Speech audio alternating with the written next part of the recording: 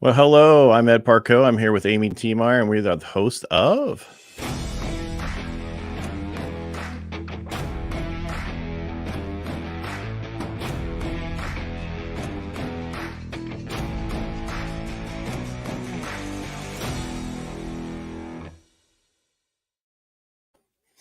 Amy, thanks for being here today. I really appreciate it. I really appreciate everything you do for the show. I really do. Now, if I could just get you to wear the hat, we'd be really good. Right? I know. My husband wears both of our hats all the time. Well, I guess that's good enough for me. He probably looks better in it anyway. Not everybody can wear a hat. I'm sorry. It just doesn't work. This is true. It makes me look more under tall. More under tall. All right. I don't know how you could be more under tall, but let's get to our guest today and let's bring them in. All right. So our guest today is Annette, and it was Whittenberger, right? Did I get that right? Yes. All right. Thank you. As you can tell, we try to have fun on the show. It's not all about, not having fun. It's you have to have fun on my shows. So, when I say I don't mean just me, I'm used to where my wife says we need to go do something, and that means I have to go do something. So, So, Amy, tell me about this. You probably know everything about her, and then you want to lead us in the rest of it. So. Sure. So, Annette and I've watched some of her podcasts, and her be on other friends' podcasts, and she's an Army veteran like I am, and reading her book was sent to me actually from a mutual friend, Matt, and I picked it up because I've been working on my reading, and I was absolutely amazed at how gripped into her story it was. It was, I think I read it in 2 days, and I'm not a fast reader, and so it was a really great book. So I'm excited that she's joining us. All right. So what's the name of your book? Since Amy didn't throw that in there.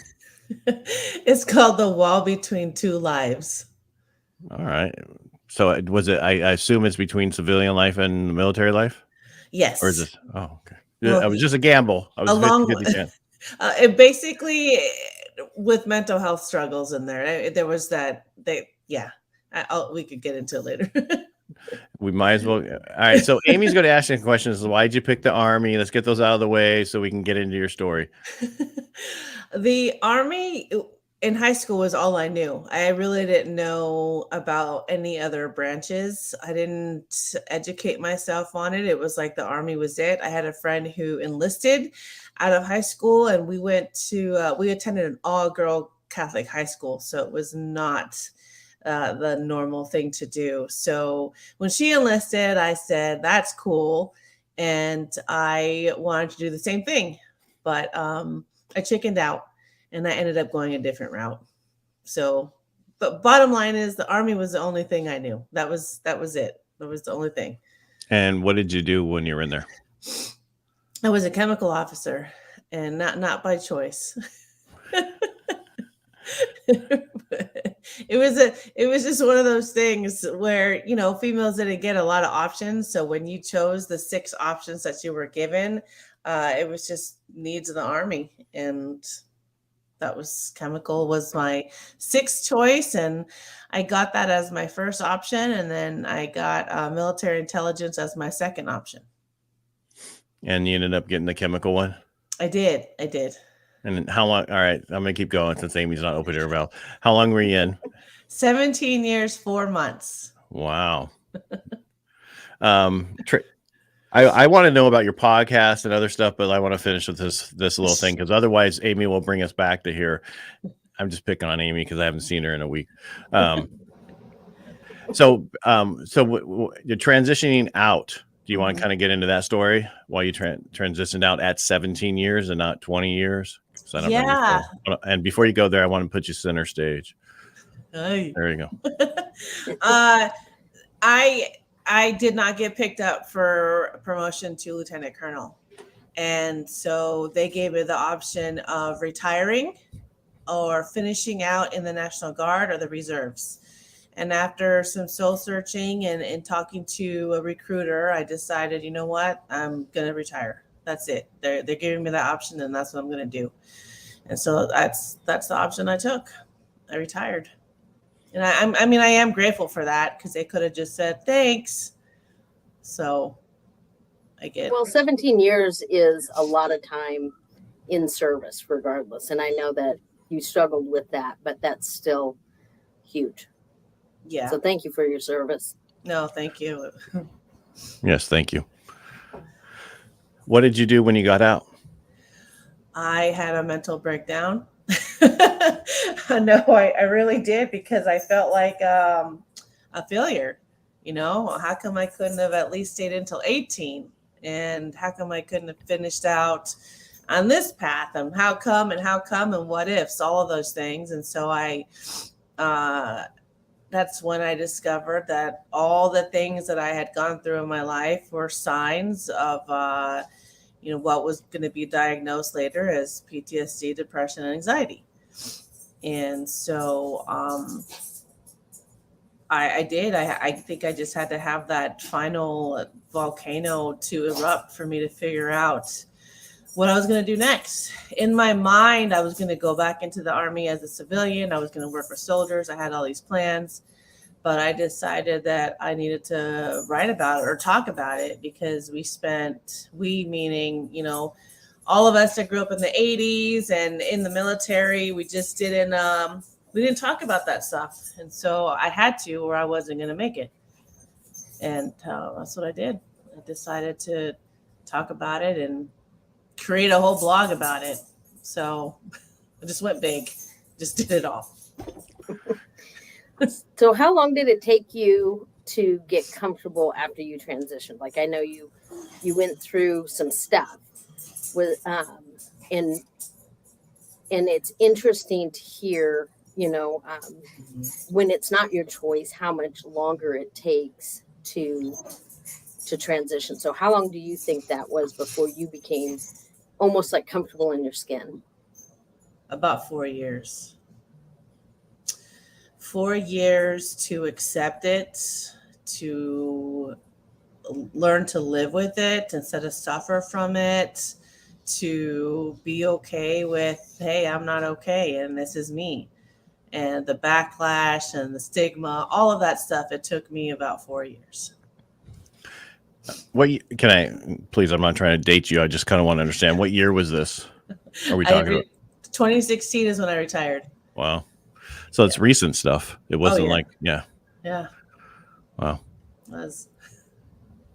I just, I got to be careful. I can't ask my employees their ages, so I want to be careful. Yeah. No, I'll tell you, because I think once we reach a certain age, we kind of just don't give a shit anymore. Mm-hmm. So, and I've reached that. What affects you in your 20s don't affect you in your 30s, and that doesn't affect you in your 40s, and we'll leave it at that.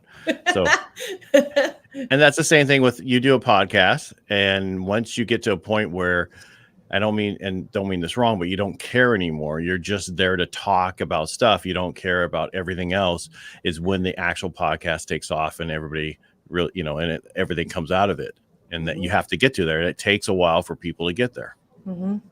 Yeah, absolutely. All right. So you had this blog, and that must have converted into a book. The blog. I don't know your story. I need your story. It's okay. The blog converted into speaking, speaking of engagements, whether it was virtually or in person, and then a podcast, and then a book. So what's the podcast? The podcast is called The Truths We Hide. So basically my life. And everybody else's. And everybody else's too. Yes. All right. And who do you have on the podcast? Who's what's your perfect guest? Is there a perfect guest or any? No, in the beginning, I thought it was just going to be veterans, but I had, I call them civilians, and I apologize for that. I'm just used to it. I have regular, every day-to-day people reach out to me and say, do you have to be military affiliated? Because I have this story. And I said, you know what? No, let's do it. People want to be heard and they want to share it. So it's open to anybody, really. It really is. And I actually have more everyday people on there than I do military. And it's heartbreaking, but then again, it just makes me proud, because they've been through a lot to even get to to talk about it now. So Well, and it's even, I mean, it's hard for veterans to talk about it because we don't want to ask for help ever. So, mhm. and so for me, I understand that. I mean, it's one of those things we just do. But as we tell everybody when we're on the show, it's if you're in the field and you need support, you call for air support. So why don't you do it when you get out? Yeah. You need that support. You got to call for it and get help because we don't need any more of us, dying and all that just because, that you feel, and we've had people talk about how they almost committed suicide and what changed their life. And it's important that people help people through this process. So I'm glad that you have something where people can talk about it. Yes, and yeah. Do you have family members or just usually people who are going through it? I actually had a family member who my daughter came on and talked about her life with me about a week ago. She was finally at a point in her life where she's like, okay, let's talk about how hard it was to live with you and not know what the heck was wrong with you. And so that was a very eye-opening, although it was very eye-opening, even though I knew some of it, but to hear it in the platform we were on, that just it made me sad, because I didn't see it. And then the other guests are just, like I said, regular people from the age of 20 something all the way up. So back to your PTSD, was it more, and because I don't know the whole story, was it more along the lines of you lost your purpose, or did something happen while you were in? I went or through both? both. I went through some trauma right before I was commissioned into the Army with a leader and with another soldier. And then during the deployments, and then seeing all the loss and everything that our units did behind the scenes, I never realized how much it affected me until later. So, Wow. yeah. Yeah, and the reason I say wow is because I talked to so many people who they had and I'm not saying this to you, but they had demons before they went in, right? Mhm. And they thought that the military was going to help them with that when it's going to make it worse. And then they get out and they have the same issues when they, or more issues when they get out. Did you have any of those type of things before you got in? Yeah, I did. I went through. I was molested at 10, so I had childhood sexual trauma, and then that led into the people that I surrounded myself around with boys and men, and I thought that I just pushed it aside. You kind of just black it out and you just live your life, and you don't realize that you are on a very bad path. Then you join the Army and you're just like, I got this, I could figure it out, and you can't. And you just keep pushing it aside. And so I was a master at wearing all the different masks, of being that person for that day or that leader for that time. And I ended up not being as good as I thought at the end, because when I was done wearing the uniform, I had no idea who I was, because I was pretending to be all these other people. Right. Now, it doesn't mean that I was a bad leader, because I loved my soldiers. They were like my children and my family. And, I did the very best I could with them. But there were times where other leadership told me I was too nice, or I smiled too much, or I needed to be this way or that way. So I ended up being really a resentful bitch, because I had to change who I was. Have you Sorry to hear that. Reach out? I'm sorry? Have you had any soldiers that you've served with reach out and want to be on your platform for their own traumas, or even just reach out to see how you're doing? I do. I'm still in contact with soldiers that I was in command with since like 2005. So it's very comforting to me, and it just really touches my heart to know that I had a small part in their life and how they went forward in their life, whether it was still in the military or not. So whether they're ready to talk about it, sometimes they don't want to put themselves out there in that matter, but I know. So between the two of us, we talk through it. So it's, I loved it. I really did. I mean, even though I went through a lot of crap, I wouldn't change it. I really loved my command time and my time in the Army. While you were in, because you were in after me, did you see any changes to where it was okay to talk about issues? No. Okay. So, and the reason I say that is because I know my son's in the Army. I don't know if you know that, airborne up in Alaska. No. Yeah. So he's an airborne medic. And they went through a lot of stuff during COVID where they were, they go through gung-ho school, do this airborne, all this jumping out. And then they get up to Alaska and gets like, okay, stay in your room. Oh, you can't come out of your room. Can't do this. So they had a lot of kids who, tried to commit suicide because of that.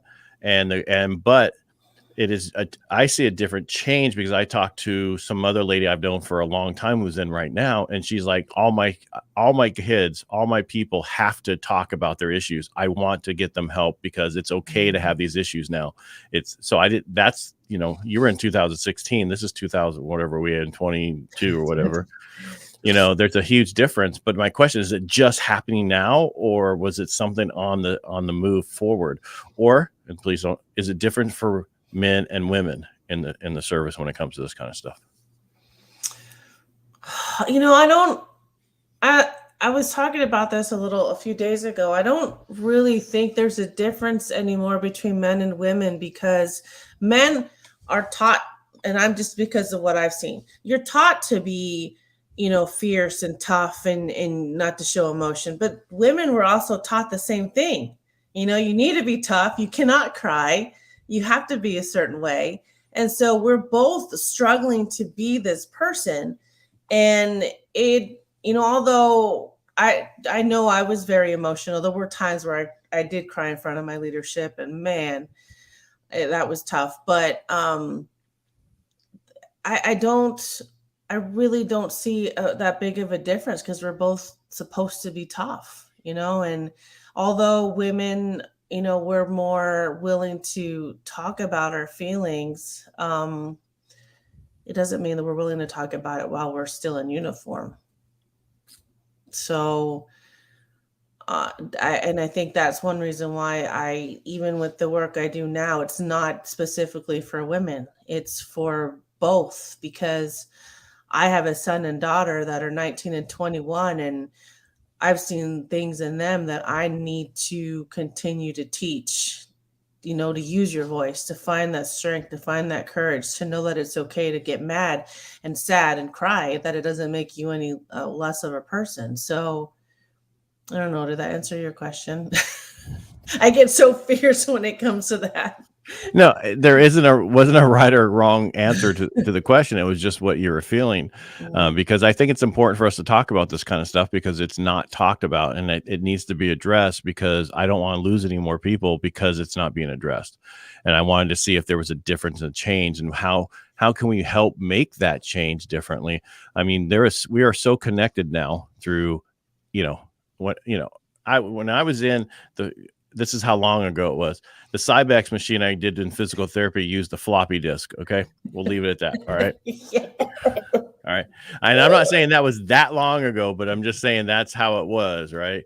And so there's things that are totally different, things that are the same. And I know, like you said, I grew up, my dad was, just an Iowa farm boy, boys don't cry, nothing happened, that whole stuff. And then, you come in time and change over time because you need to somewhat emotion needs to come out, but then people don't want to see a tough guy cry either, in the wrong time. So guys are dealing with a lot of emotions.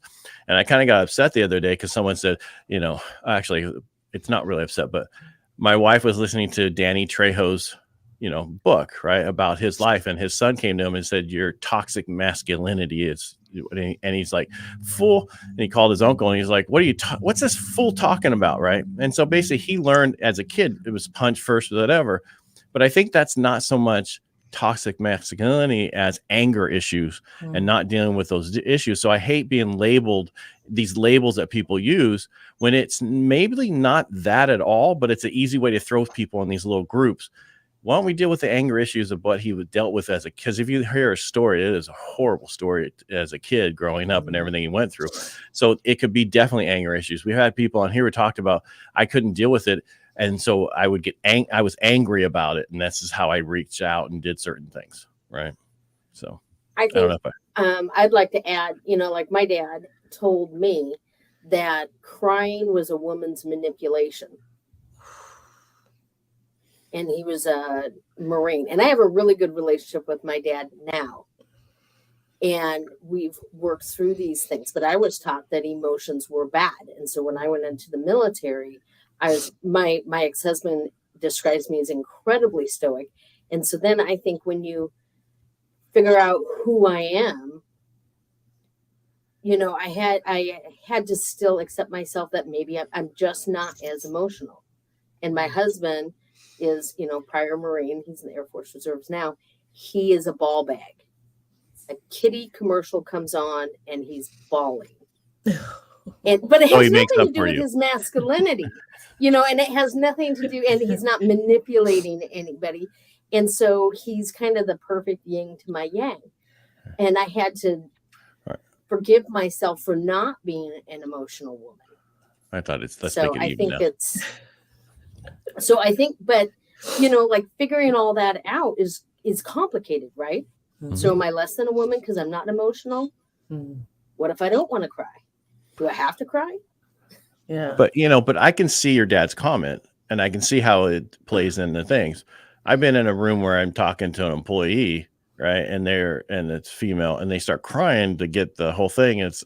But I'm not saying everybody does that, but there are people who know how to manipulate and they know how to use it. And so unfortunately we put everybody in these groups, and that's the whole thing about the thing I was talking about. Let's not put people in groups. Let's just deal with people individually. Mm-hmm. Because everybody has their own story and they need to tell it. Well, and I think crying can be a response. Like I knew in the military, if I get beyond tired, I can be crying, but I'm actually not emotional. Right. It's a response to being exhausted. Right. And that's the thing, the difference that when I tell people, military people learn how to deal with emotions differently, meaning that they can still deal with something and still be upset and sorry and sad, whatever, but still have to do their job. Right. Mm. And I try to explain this to my one of my daughters. I'm going to say which one, but she would she couldn't talk. Right. She'd just start crying and she couldn't talk about anything. I'm like, don't let your emotions control what you're trying to do. You can have the emotions, you can have those feelings and everything, but don't let it control you where you can't speak about things. Right. And so of course I always get in trouble. I've been there. Talking about her. I'm just saying in general, you have to be okay with who you are. And I do a bunch of stuff I do. And I tell, people talk about success. Success is your definition of success. Right. So your definition of how well you did in the service is your definition. Not, you shouldn't put yourself against somebody else. Well, I didn't get to this, but they did. Because if I look right now, my son is an E5 in 2.5 years. I couldn't even get to an E5 in 5 years, 5 months, and 14 days. I was in the Navy because nobody got out. Right. But he now in the Army, it's amazing how fast you can make rank if you focus on what you do and if you do it well.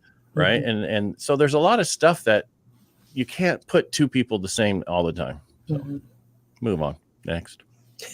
Go ahead, Amy. I'll let you take over. We're all over the place because one thing that's most important is PTSD needs to be dealt with. You can't hide it. You need to let it come out.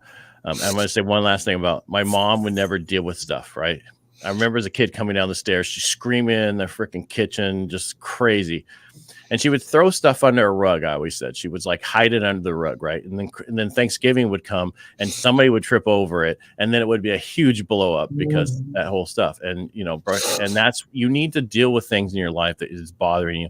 Go talk to somebody, even if you're in the military. Go talk to somebody that's not a military person if you're afraid that it's going to get back to the service. Because even though they say it doesn't and whatever, you can still go see another doctor. It's okay. Mm-hmm. Absolutely. Or call And Amy, I think, because she'll just tell you that you're wrong. And and everybody knows. No.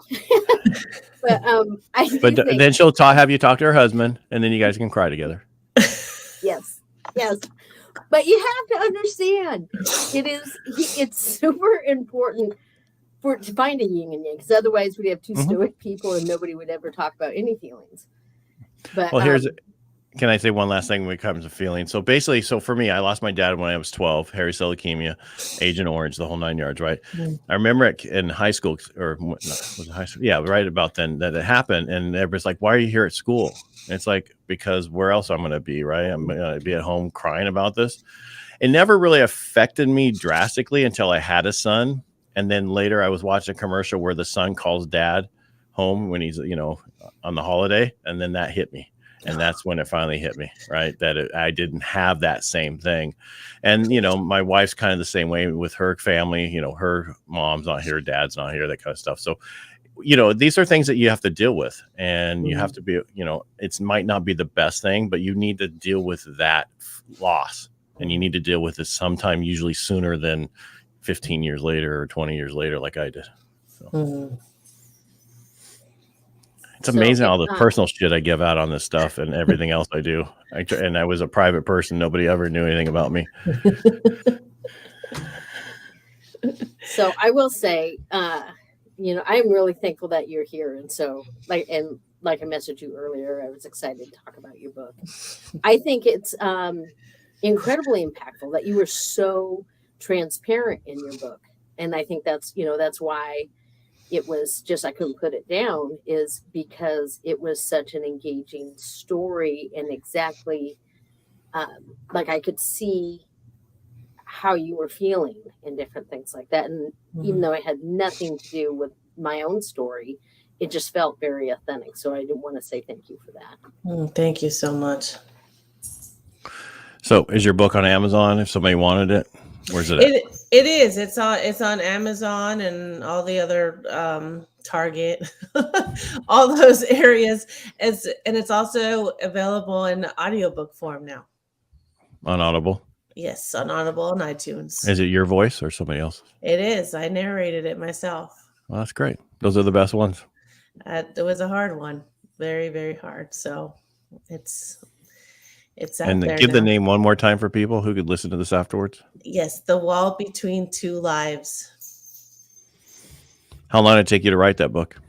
A year. There's what was the hardest chapter in that book to write?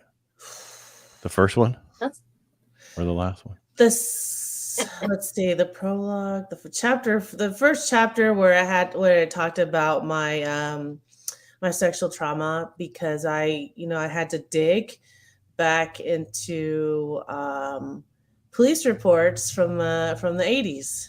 I had to go and find that, because in my mind I can remember, but I wanted to make sure that it was correct and not just something maybe that I made. I mean, I was 10, so that was one of the most difficult chapters because I had to relive it, and that was hard. It was really hard. Because sometimes we block things out that we don't want to know. Our brain does it automatically. Yeah. Then I read the testimony or the reports, and I was like, oh my God, he said this and he did that. And it was just, yeah, it was hard. Anything else you want to add before we go today? Me? I always hear Amy. I don't want to hear from Amy anymore. I just want, I just want people who are suffering from, any invisible wounds out there to know that it's okay. But we need to start making the choice of whether we're going to live with them or we're going to suffer for them, because I know personally how it paralyzes you. It's like when you were talking about your daughter, how she'll cry to the point where she can't talk. That was my life. And I do that now. My husband's like, calm down, take a deep breath. And I'm like, so we need to we need to start together. We need to start continuing the conversation, because it's affecting everybody, even with, Regina King and her son who committed suicide. God, that just broke me, because we don't know what people's lives are, whether you're famous and you're well known or you're not. And so we need to continue to have the conversation, because I don't see it getting better. And it angers me.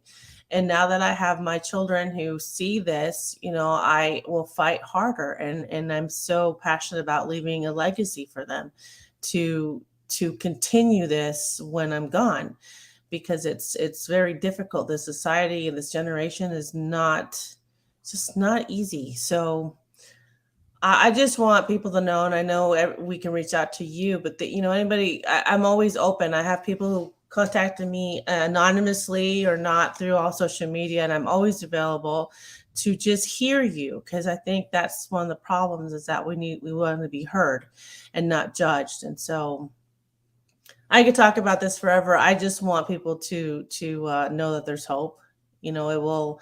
One of my soldiers had a tattoo, and I just got one too, that says, so HOPE, hold on, pain ends. And so I want them to hold on, that it will end. Oh, is that what hope stands for? For me, it does. No, my daughter has it on her wrist. I didn't know. I thought it was just hope. Yeah. I guess I'll ask her if that's what it stands for. And thank you so much for being on the show today. I know you're talking about, and you're sharing, intimate moments of your life and everything about it. And I really appreciate it.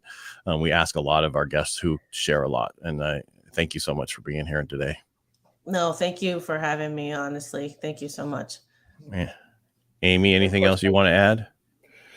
If you're watching us, please follow. Thank you, everybody, for your time. That's not what I was going for. I wanted to see if you wanted to add anything before we went, but thanks for doing that. And if you like what we do here, please share, subscribe, that kind of stuff. Let us know. Reach out to us through social media. You can find me as Ed Parco everywhere. I think you can find Amy T. Meyer as Amy T. Meyer everywhere. I'm not sure. She never tells me. Yes. And Annette, thank you so much for being here today. Thank you so much. All right. And everybody else,